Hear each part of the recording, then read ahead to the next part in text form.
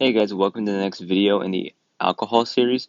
So this one is going to be covering oxidation and reduction reactions. It's going to be the first video for this.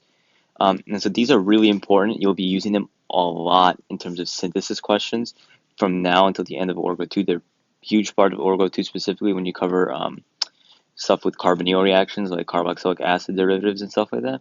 So it will definitely be with you guys until you're done with Orgo 2. All right, so it's definitely something to remember. And a lot of this stuff can be put in your index card, but again, not everything, right? So let's get started with what an oxidation and reduction is. So when we say something is oxidized, that means that its oxidation state has increased, right? And another way of saying that is it actually loses electrons. A reduction is just the opposite. So a reduction means its oxidation state goes down and that it's gaining electrons, all right? Now, typically, in Orgo, we focus mainly on organic molecules, so carbons with hydrogens, right? So what exactly does this mean in that sort of context? So I'm going to draw two structures, and we're going to compare it with this. So we're going to talk about this red, the carbon I'm coloring in red for both, okay? So looking at the molecule on the left, the carbon in red has 3 methyls, or 3 carbons attached to it, and a hydrogen. So let's just write 3 carbons, 1 hydrogen. The one on the right has 4 carbons, 0 hydrogens, right? So how do we classify these in terms of, if I had to tell you, if you would have to ask or answer, sorry, what's more oxidized and what's more reduced? Well, in the context of when we're talking about carbons, the more hydrogens your carbon has, we consider it more reduced. So the more so the less hydrogens your carbon has, the more oxidized it is. Okay? And so how about if I compare this compound? Let's change the color.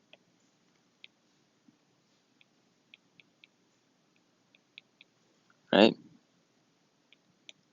Versus that. So on the left we have an alcohol, and that carbon, let's call it, put it in blue now. So the carbon we colored blue, purple, has 2 carbons on it. So let's write 2 carbons, 1 hydrogen, 1 oxygen. The one on the right has 2 carbons, 0 hydrogens, right? And so yes, there's still only 1 oxygen, but I'm really just focusing on the amount of bonds. So we're going to write 2 oxygen, and just to clarify, bonds. All right, so again, what's more oxidized, what's more reduced? Well, the one on the left has more hydrogens on that carbon, so it's going to be considered more reduced. The one on the right is going to be has 0 hydrogens, so that carbon is considered more oxidized. And so mainly when we're going to be focusing on the oxidation reactions, because we're focusing on the context of alcohols, we're going to be looking at this exact situation.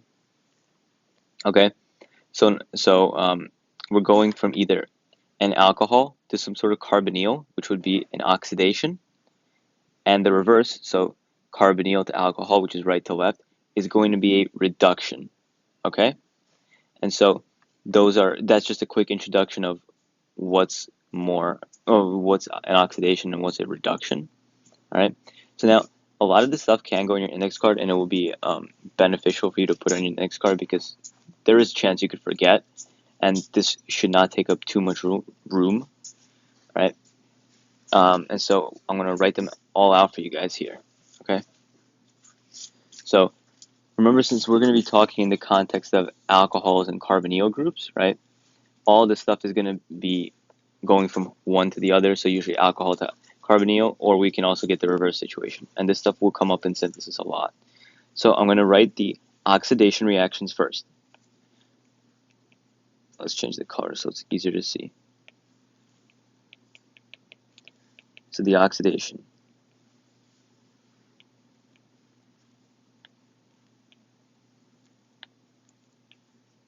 So let's see. First one, so I'm going to draw an alcohol. And these are just things you're gonna have to know. So an alcohol reacting with something called PCC. Okay, PCC is something that can oxidize an alcohol.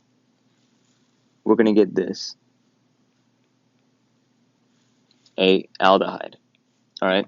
So mainly just pay attention here. This is the carbon we're focusing on, right?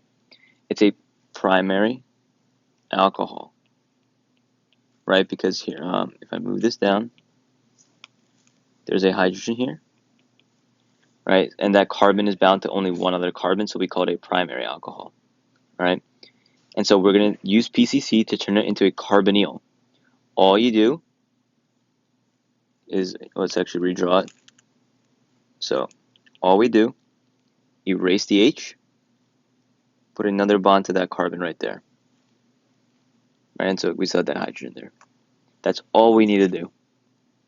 If you have a secondary alcohol, it works the same exact way, so something like this. So that's, oh.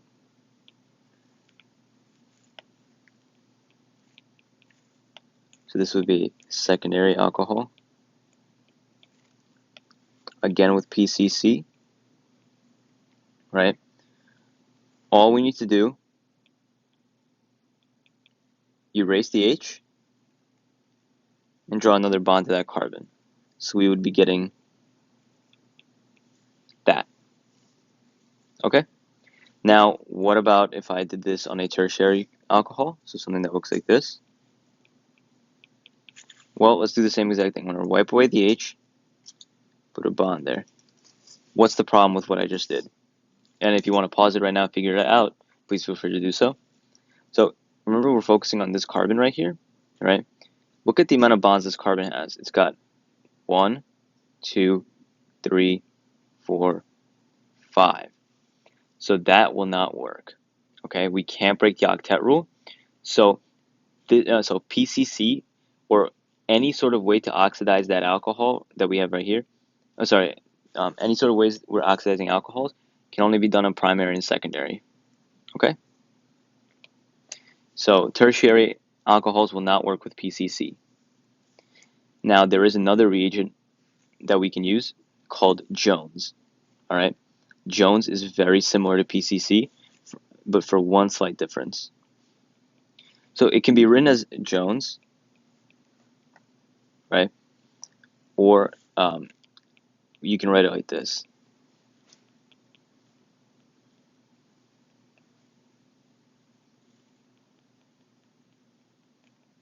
H2CrO4 over H plus / H2O.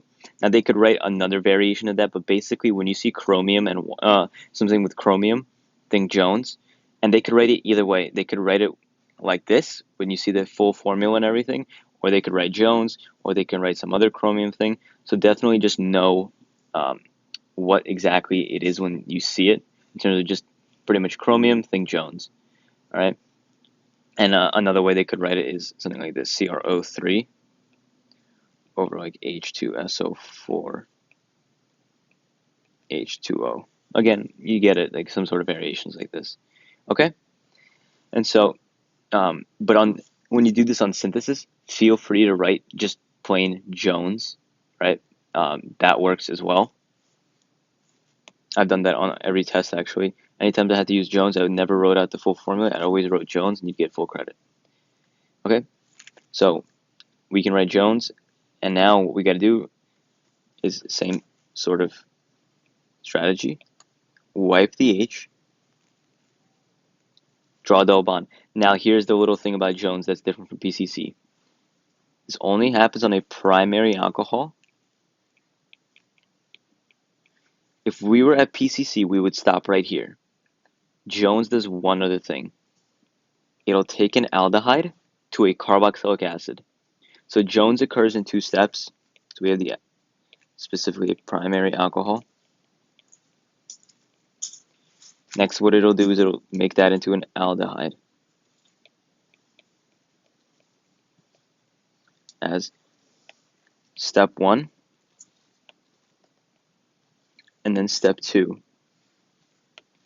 We get a carboxylic acid. I'm just going to abbreviate that as COOH, because that's how you could see it written also. Okay, So we created the aldehyde. Next step would be to replace that H of the aldehyde with OH, and that's the carboxylic acid. So that would be how our structure looks. Right? We don't actually get any of the aldehyde. Once it becomes the aldehyde, it goes straight to carboxylic acid again. Okay? So that's only for a primary alcohol. So now if I had, again, the same scenario, secondary alcohol, and I wrote Jones, all you got to do, wipe away the H and draw the double bond exactly as above. So you see, same product as PCC. Just going to erase this. Now again, this will not work on a tertiary tertiary alcohol, just like PCC, right? Because it's going to create 5 bonds. Now, another difference with Jones, now I did kind of mention this, so it's not really that new, but just in case, so you're not surprised, if they give you an aldehyde and they write Jones, remember, Jones occurs in 2 steps, alcohol to aldehyde and aldehyde to carboxylic acid. So if they give you an aldehyde and they react with Jones, think of it as we're at that intermediate stage. So Jones will take this to a carboxylic acid, all right? So always watch out for that. Aldehydes can also react with Jones. PCC will not. If they give you an aldehyde and they react with PCC, it does nothing. It stays the same, all right? So that's it for the oxidation reactions. So now let's just do the reduction ones. Okay? So with reduction reactions, we're going the other way around. We're going with carbonyl compounds to alcohols. Okay? So there's 2 really that you guys need to know about. One is called LiAlH4. The other one is NABH4. Now, NABH4 is considered weaker than LiAlH4. LiAlH4 is actually considered extremely strong. Okay? And so just keep that sort of thing in mind. So LiAlH4 is a stronger reducing agent. So what I'm going to start out with is I'm going to start out with NABH4. So I'm going to start out with this ketone, right? Reacting with NABH4, and we typically put it over something like H2O. Okay? So, yeah, you want to put over H2O. Sometimes you could see ETOH instead. Doesn't really matter. And so all that's going to do is we now do the reverse strategy. Wipe away a double bond, put an H. Okay? So our product is going to be this. All right? Now what if I had an aldehyde with NABH4?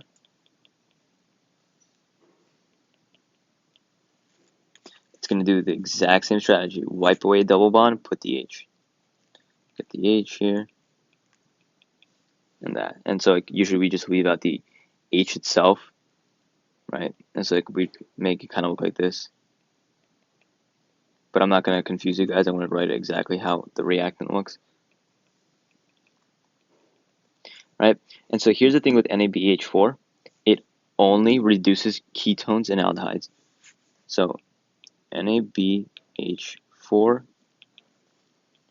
only ketones and aldehydes. If they give you a carboxylic acid, an ester, something like that, it will not work. Okay? It will remain as it is. So let's say if they give you this, reacting with NABH4, we get exactly the same thing. It doesn't react. Okay? So now that covers the NABH4 reactions, and then we can go to LiAlH4 now. And so I'll do the same exact thing. So starting with the ketone,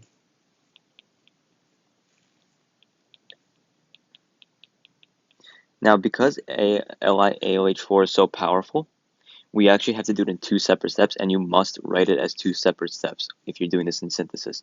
Step 1 is LiAlH4. Step 2 is just the source of protons. So you could write H3O plus, H plus, H2SO4, H2O. It doesn't really matter, all right? But please make sure you do 2 separate steps. They will mark you incorrect if you do it in 1 step. Okay, so you need the numbers. So this is going to give the same exact product as NABH4. It's going to look like this. Then the aldehyde works the same exact way as it did with NABH4.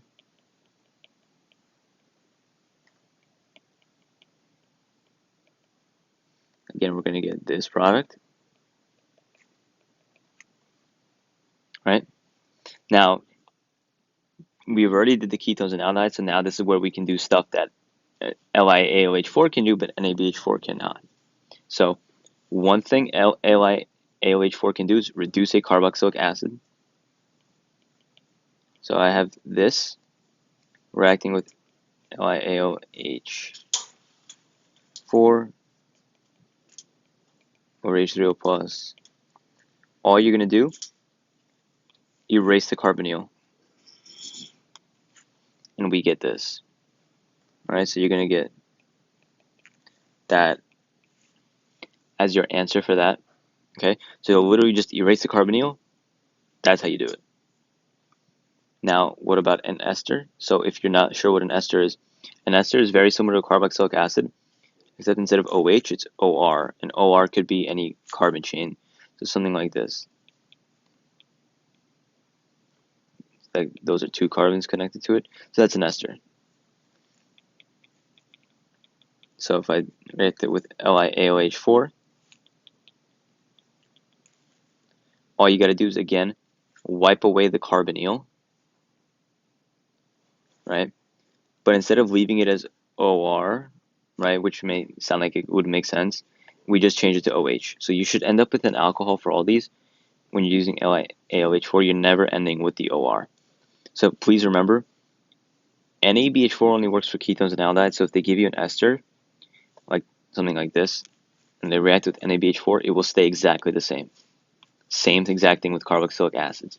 Okay, and the reason why is because carboxylic acids and esters are much less reactive than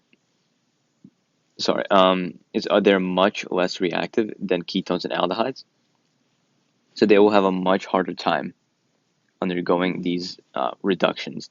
And so if you're interested in the reactivity of carbonyl compounds, which you really should be, so because they did show it to you in a lecture, right?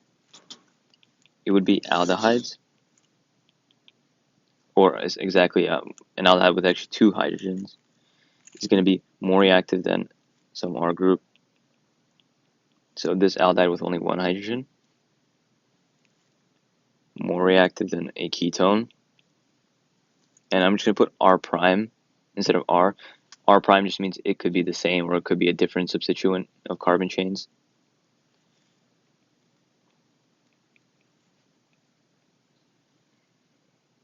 Okay? And so yeah, that's the order of reactivity for carbonyl compounds. Okay? And so, and also carboxylic acids. Okay? So definitely make sure that you know these trends and like these specific reactions. So the reduction reactions, the oxidation reactions. And so yeah, so these are definitely important to know. In the next video, I will just show you the mechanisms of NABH4 and LiAOH4, only because it's actually they did show you the mechanism of NABH4, which means it could be asked. And last year we did learn this in Orgo 2, but in the past years before that, it was an Orgo 1 topic, and they could have very easily tested us on the mechanism in Orgo 2. And so just to be safe, I want to make sure that you guys are prepared in case it were to ask you for the mechanism this semester. All right, it's better safe to be sorry. And if you're pressed for time or something, you could just probably fit it on your index card because the mechanism isn't even that long. All right, hope this video helped you guys, and I will see you in the next one.